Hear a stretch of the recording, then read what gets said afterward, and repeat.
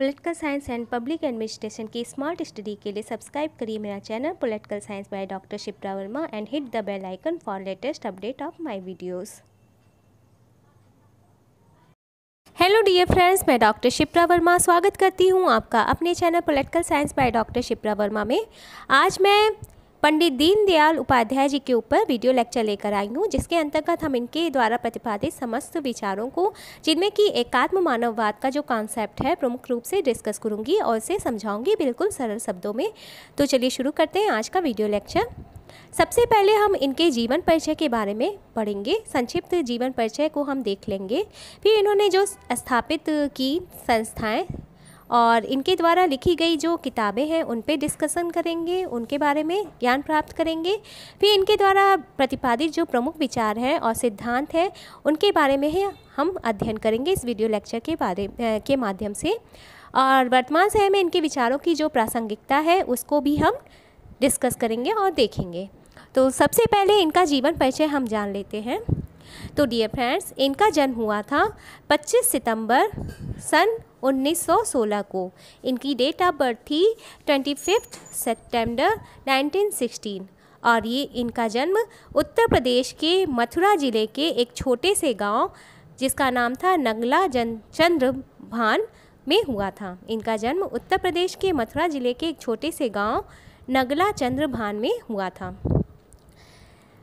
भारत सरकार द्वारा इनकी जन्म तिथि को यानी 25 सितंबर को अंत्योदय दिवस के रूप में मनाया जाता है। तो आपके लिए ये फैक्ट भी मोस्ट इम्पॉर्टेंट हो जाता है, क्योंकि जब विचारकों से प्रश्न उठाए जाते हैं तो इनके विचारकों के जीवन से संबंधित, इनकी विचारधाराओं से संबंधित कहीं से भी कोई प्रश्न उठाया जा सकता है। तो आप लोग ये पॉइंट नोट डाउन कर लीजिए कि 25 सितंबर को भारत सरकार द्वारा अंत्योदय दिवस के रूप में मनाया जाता है, जो कि इनकी जन्म तिथि है।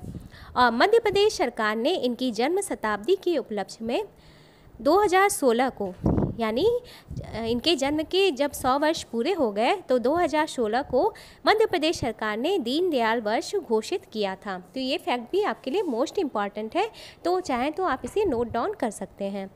इनके पिताजी का नाम था श्री भगवती प्रसाद उपाध्याय और माता जी का नाम था श्रीमती राम प्यारी देवी जी। दीनदयाल जी के अल्पायु में ही उनके माता पिता का निधन हो गया था, जिसके कारण इनका बचपन बहुत ही अभाव और संघर्षों में बीता था। इनका जीवन काफ़ी संघर्षों भरा रहा और इनका बचपन बहुत ही अभाव में बीता था, क्योंकि इनके माता पिता की अल्पायु में ही मृत्यु हो गई थी। अभाव और संघर्षों के बाद भी, चाहे जितने भी अभाव रहे इनके जीवन में, लेकिन इन्होंने संघर्षों का सफलतापूर्वक सामना किया और इन्होंने मैट्रिक यानी 10वीं और इंटरमीडिएट यानी 12वीं दोनों ही परीक्षाओं में गोल्ड मेडल प्राप्त किया। और इसके उपरांत इन्होंने कानपुर विश्वविद्यालय से स्नातक यानी BA किया। इनकी शिक्षा के बारे में यह है छोटा सा परिचय। इसके उपरांत इन्होंने ये सिविल सेवा परीक्षा में भी उत्तीर्ण हुए। इसके उपरांत ये सिविल सेवा परीक्षा में भी उत्तीर्ण हुए, लेकिन इसे उन्होंने त्याग दिया। देखिए, ये इनका जीवन काफ़ी संघर्षमय था। इन्होंने संघर्षों का सामना किया। इसके उपरांत इन्होंने ये मैट्रिक और इंटरमीडिएट की परीक्षा जब पास की तो उसमें इन्होंने गोल्ड मेडल प्राप्त किया।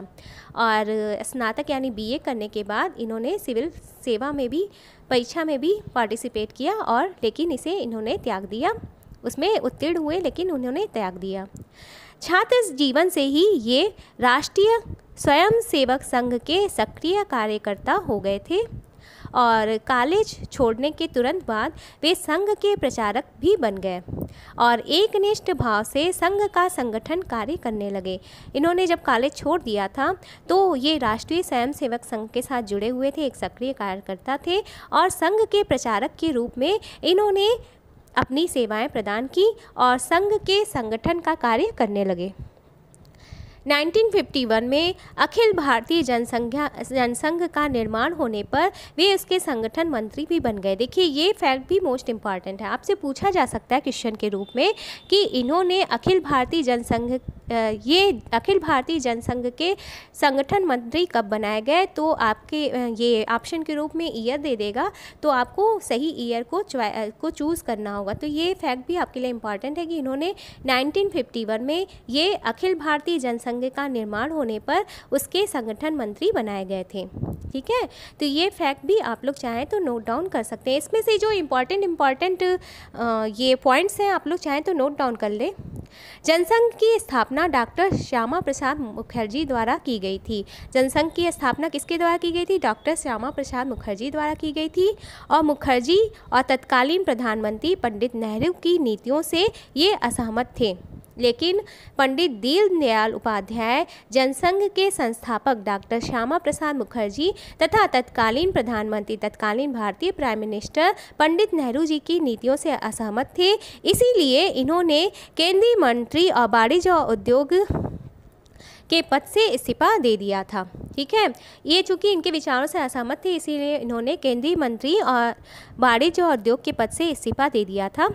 सन 1953 में यानी 1953 में मुखर्जी जी की मृत्यु के बाद उपाध्याय जी अखिल भारतीय जनसंघ के महामंत्री निर्वाचित हुए और लगभग 15 वर्ष तक इस पद पर रहकर इन्होंने अपने दल की अमूल्य सेवा भी की।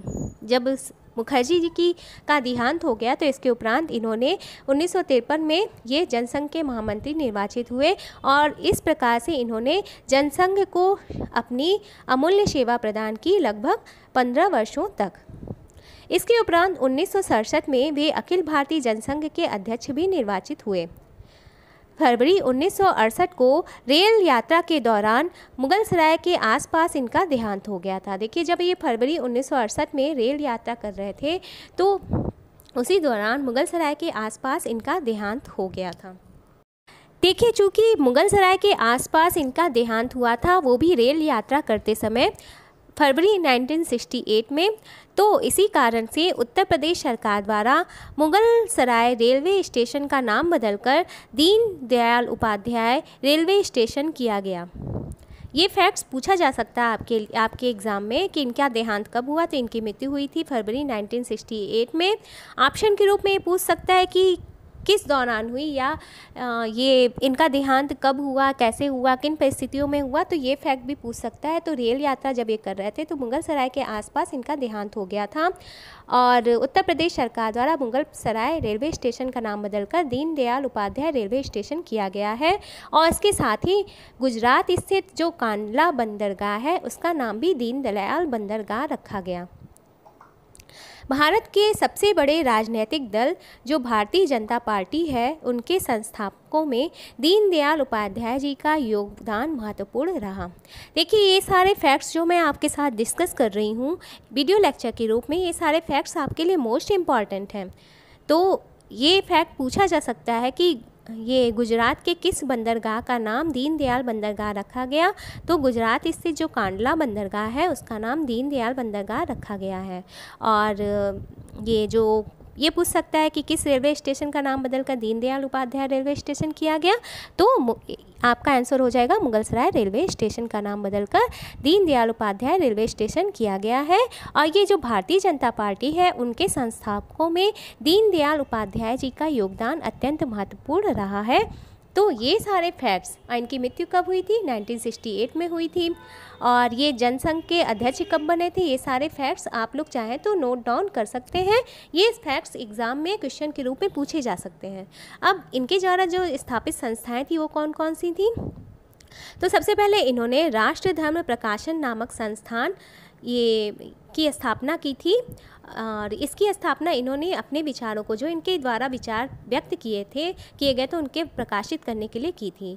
इसके उपरांत इन्होंने राष्ट्र धर्म नामक मासिक पत्रिका का भी संपादन किया था और पांचजन्य नामक साप्ताहिक पत्रिका का भी संपादन किया था। इसके साथ ही साथ इन्होंने स्वदेश नामक दैनिक पत्रिका का भी संपादन किया था। तो देखिए, राष्ट्र धर्म प्रकाशन संस्थान इन्होंने खोला, राष्ट्र धर्म नामक मासिक पत्रिका का संपादन किया, पांचजन्य नामक साप्ताहिक पत्रिका का संपादन किया और स्वदेश नामक दैनिक पत्रिका का भी संपादन इनके द्वारा किया गया था। तो चाहें तो आप लोग इन्हें नोट डाउन कर सकते हैं, नोट डाउन कर लीजिएगा एक जगह। एक नोटपैड बनाइए, एक इम्पॉर्टेंट नोट्स बनाइए आप लोग, जिसमें आप लोग एग्ज़ाम से related most important facts note down करते हुए चलिए, जो एग्ज़ाम में पूछने की संभावना है। तो जब आप लोग 60 नोट्स बनाएंगे ना, तो आप लोग रिवीजन करेंगे जब, तो इन 60 नोट्स को पढ़ लेंगे तो आपका रिवीजन हो जाएगा। फिर इनके द्वारा जो लिखी गई किताबें हैं उनके बारे में भी हम पढ़ लेते हैं। तो इनके द्वारा लिखी गई किताबें हैं 2 योजनाएँ, राजनीतिक डायरी, सम्राट चंद्रगुप्त, जगत गुरु शंकराचार्य और एकात्म मानववाद। एकात्म मानववाद इनके द्वारा व्यक्त किया गया एक अत्यंत महत्वपूर्ण विचार है। इसके बारे में मैं आगे डिस्कस करूंगी आपसे। तो ये सारी बुक इनके द्वारा लिखी गई हैं। 2 योजनाएं, राजनीतिक डायरी, सम्राट चंद्रगुप्त, जगत गुरु शंकराचार्य और एकात्म मानववाद। तो ये सारे फैक्ट्स भी आप लोग नोट डाउन करते हुए चलिएगा। वीडियो को पॉज करके आप लोग ये सारे फैक्ट्स नोट डाउन करते चलिएगा। तो एकात्म मानववाद को मैं आगे डिस्कस करूँगी इसी वीडियो लेक्चर में। और ये पूछा जाता है अक्सर एग्ज़ाम में, एकात्म मानववाद क्या है, या एकात्म मानववाद में दीनदयाल उपाध्याय जी ने क्या ये तर्क दिया था, इसमें इस विचार के अंतर्गत, इस विचारधारा के अंतर्गत इन्होंने क्या सिद्धांत प्रस्तुत किया था, ये सारे फैक्ट्स एग्ज़ाम में पूछे जा सकते हैं। अब हम दीनदयाल उपाध्याय द्वारा व्यक्त किए गए विचारों और सिद्धांतों का पे एक चर्चा कर लेते हैं। तो इनका जो थे ये हिंदुत्ववादी विचारधारा के समर्थक थे। दीनदयाल उपाध्याय जी हिंदुत्ववादी विचारधारा के समर्थक थे और इन्होंने हिंदूवाद की एक नई अवधारणा हिंदुत्व को प्रस्तुत किया। तो ये फैक्ट भी आपके लिए इम्पॉर्टेंट है कि दीनदयाल उपाध्याय जी ने हिंदूवाद की एक नई अवधारणा प्रस्तुत की और हिंदुत्व को, इसी के अंतर्गत इन्होंने हिंदुत्व को प्रस्तुत किया। इनके अनुसार हिंदुत्व एक जीवन पद्धति का नाम है। इन्होंने कहा कि जो हिंदुत्व है वो एक जीवन पद्धति का नाम है। जैसा कि माननीय सुप्रीम कोर्ट ने अपने एक निर्णय में कहा कि हिंदुत्व कोई धर्म नहीं बल्कि एक जीवन जीने की कला है। तो ये दीनदयाल उपाध्याय जी के ही द्वारा व्यक्त किए गए विचार को ही माननीय सुप्रीम कोर्ट ने विस्तृत रूप से व्याख्या की है अपने एक फैसले में कि हिंदुत्व कोई धर्म नहीं है बल्कि एक जीवन जीने की एक कला है। और दीनदयाल उपाध्याय जी ने हिंदूवाद को की जो नया कॉन्सेप्ट दिया था उसके अंतर्गत इन्होंने कहा था कि हिंदुत्व एक जीवन पद्धति का नाम है, यानी जीवन जीने की एक शैली का नाम है हिंदुत्व। इस विचारधारा के अनुसार उपाध्याय जी मानते थे कि हर वह व्यक्ति जो भारत को अपनी जन्मभूमि या मातृभूमि मानता है वह हिंदू है। देखिए इनका फैक्ट देखिए कितना इंपॉर्टेंट, ये हिंदू, ये किसी धर्म की बात नहीं कर रहे हैं, ये बात कर रहे हैं कि हर वह व्यक्ति, देश का हर वह व्यक्ति जो भारत को अपनी जन्मभूमि या मातृभूमि मानता है वह हिंदू है। यहाँ धर्म की बात नहीं हो रही है। तो ये इनका हिंदूवाद का, हिंदुत्व का कॉन्सेप्ट। उन्होंने ये कहा था कि हिंदू धर्म को किसी धर्म से, किसी पंथ से, किसी संप्रदाय से या देवी देवता के साथ नहीं जोड़ा जा सकता है। अब इन्होंने जो दूसरा सिद्धांत दिया था, दूसरा विचार दिया था, वो था सांस्कृतिक राष्ट्रवाद पर बल। इसके अंतर्गत वह व्याख्या करते हुए कहते हैं कि भारतीय संस्कृति को समग्रतावादी और सार्वभौमिक है। जो भारतीय संस्कृति है वो समग्रतावादी और सार्वभौमिक है। दीनदयाल उपाध्याय जी भारतीय संस्कृति को समग्रतावादी या सार्वभौमिक मानते थे। उनका यह मानना था कि जो भारत है वो विश्व में सर्वप्रथम अपनी सांस्कृतिक परंपरा एवं संस्कारों के कारण ही रहेगा। भारतवर्ष सिर्फ और सिर्फ भारतवर्ष की पहचान कैसे रहेगी? इसकी सांस्कृतिक परंपरा और संस्कारों के कारण ही रहेगी। वे कहते थे कि भारत की आत्मा को समझना है तो उसे राजनीति अथवा अर्थनीति के चश्मे से न देखकर सांस्कृतिक दृष्टिकोण से देखना होगा। जो भारतवर्ष की, अगर हमें भारतवर्ष को समझना है, अगर हमें भारतवर्ष की आत्मा को समझना है तो ये कहते थे कि इसे राजनीति और अर्थनीति के चश्मे से ना देख, यानी इसे राजनीति और अर्थनीति के पहलू से ना देखकर सिर्फ और सिर्फ भारत की पहचान सांस्कृतिक दृष्टिकोण से ही होगी। और इनका यह मानना था कि स्वराज का स्व संस्कृति के साथ घनिष्ठ संबंध होता है। जो भारत की परंपराएं हैं, जो भारत की विशिष्ट पहचान है, जो भारत की संस्कृति है, सिर्फ और सिर्फ इसी से ही भारतवर्ष की पहचान होगी, ना कि इसकी राजनीति एवं अर्थनीति के द्वारा पहचान होगी भारत की। तो सही बात है, भारत को अपनी विशिष्ट परंपरा अपनी विशिष्ट संस्कृति, अपनी विशिष्ट परंपराओं के कारण ही जाना जाता है, पहचाना जाता है।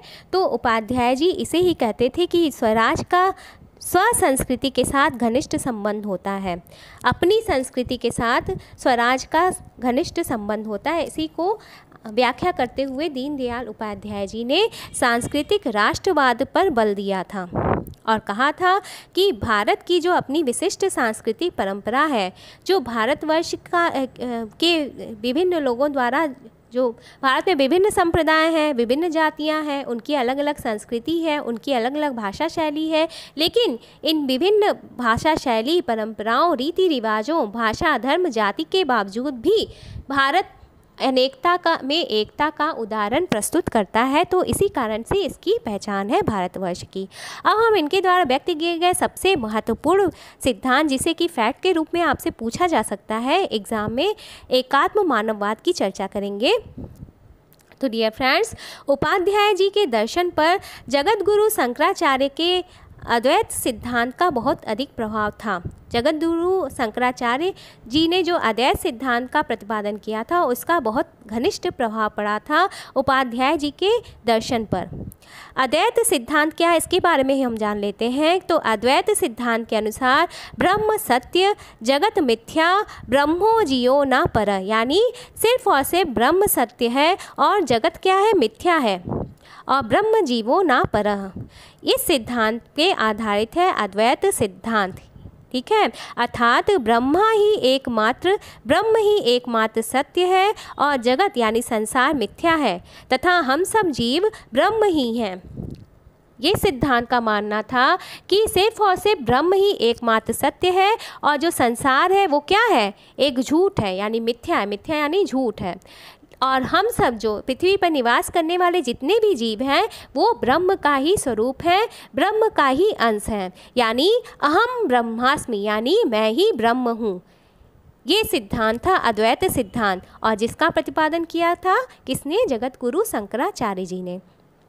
तो इसी सिद्धांत पर आधारित था इनका एकात्म मानववाद का सिद्धांत। दीनदयाल उपाध्याय जी के एकात्म मानववाद का सिद्धांत इसी अद्वैत सिद्धांत पर आधारित था।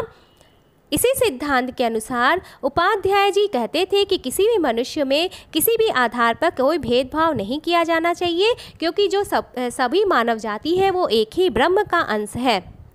एकात्म मानववाद एक ऐसी विचारधारा है जिसके केंद्र में व्यक्ति होता है और फिर व्यक्ति से जुड़ा हुआ उसका परिवार होता है, परिवार से जुड़कर समाज का निर्माण होता है, समाज के द्वारा राष्ट्र का निर्माण होता है और राष्ट्र से विश्व और फिर अनंत ब्रह्मांड का निर्माण होता है। तो इनके संपूर्ण विचारधारा में जो उन्होंने एकात्म मानववाद का कॉन्सेप्ट दिया था, उसके अंतर्गत जो केंद्र बिंदु था वो सिर्फ और सिर्फ व्यक्ति है, व्यक्ति ही केंद्र में है, क्योंकि व्यक्ति के द्वारा ही परिवार का निर्माण होता है, परिवार से एक सभ्य समाज का निर्माण होता है, समाज के द्वारा एक राष्ट्र का निर्माण होता है, राष्ट्र से विश्व और अंततः अनंत ब्रह्मांड की स्थापना होती है। तो इनका जो पूरा कॉन्सेप्ट था उसमें जो सेंटर पॉइंट था वो सिर्फ और सिर्फ व्यक्ति था, क्योंकि जो व्यक्ति है वो ब्रह्म का ही अंश है, ऐसा इनका मानना था। यानी एकात्म मानववाद का दर्शन व्यक्ति, परिवार, समाज, राष्ट्र, विश्व और अनंत ब्रह्मांड का एक साथ और एकीकृत कार्यक्रम की वकालत करता है। यानी व्यक्ति है, फिर परिवार, परिवार से समाज, समाज से राष्ट्र, राष्ट्र से विश्व और विश्व से अनंत ब्रह्मांड। इस एकात्म यानी अखंड आकृति में प्रत्येक कारक क्या है, व्यक्ति है। व्यक्ति से ही इन सभी संस्थाओं का निर्माण होता है और इस प्रकार से क्रमिक विकास होता रहता है। सभी एक दूसरे से जुड़कर अपना अस्तित्व कायम करते हैं। जब व्यक्ति से परिवार, परिवार से समाज, समाज से विश्व, राष्ट्र, राष्ट्र से विश्व और अनंत ब्रह्मांड की स्थापना होती, तो इसमें जो मनुष्य हैं, जो व्यक्ति है, वो एक दूसरे से जुड़कर अपना अस्तित्व कायम रखते हैं और एक दूसरे के पूरक व स्वाभाविक सहयोगी होते हैं। समस्त व्यक्ति एक दूसरे के पूरक एवं स्वाभाविक सहयोगी होते हैं तथा इनमें परस्पर कोई संघर्ष नहीं है। व्यक्ति के अंतर्गत कोई परस्पर संघर्ष नहीं है, ऐसा इनका मानना था। जब व्यक्ति अपने शारीरिक अंगों की भांति राष्ट्र से, समाज से, परिवार से, व्यक्ति से और स्वयं से एकात्म स्थापित कर लेता है, तब यही उपाध्याय जी के अनुसार एकात्म मानववाद है। देखिए, जो एकात्म मानववाद का कॉन्सेप्ट है वो इसी के इर्द गिर्द घूमता है, व्यक्ति के इर्द गिर्द घूमता है, क्योंकि व्यक्तियों ने एक दूसरे से सहयोग स्थापित करके परिवार का निर्माण किया, परिवार से एक सभ्य समाज का विकास हुआ, समाज से एक राष्ट्र का विकास हुआ, राष्ट्र से विश्व का निर्माण हुआ, और जो विश्व है वो अनंत ब्रह्मांड में समाहित है। तो इनके संपूर्ण विचारधारा में इसे आप लोग सरल शब्दों में इस प्रकार से समझिए कि व्यक्तियों ने मिलकर, यानी सिर्फ और सिर्फ व्यक्तियों ने मिलकर परिवार की स्थापना की, और परिवार ने समाज को बनाया, परिवार से समाज का, कई परिवारों से मिलकर समाज की स्थापना हुई, तो समाज से फिर राष्ट्र का विकास हुआ, राष्ट्र से फिर विश्व का विकास हुआ, और जो विश्व है वो अनंत ब्रह्मांड में समाहित है। यानी इसमें जो मेन फैक्टर है वो क्या है? व्यक्ति ही तो है। व्यक्ति से जब परिवार की स्थापना होती, परस्पर सहयोग से, व्यक्तियों के परस्पर सहयोग से जब परिवार नामक संस्था का निर्माण हुआ, तो उसमें मेन फैक्टर कौन है? व्यक्ति है। और परिवार में जब व्यक्ति हैं वो एक दूसरे से सहयोग नहीं करेंगे, एक दूसरे से सहयोग एवं संतुलन स्थापित नहीं करेंगे, तो इनका अस्तित्व क्या हो जाएगा?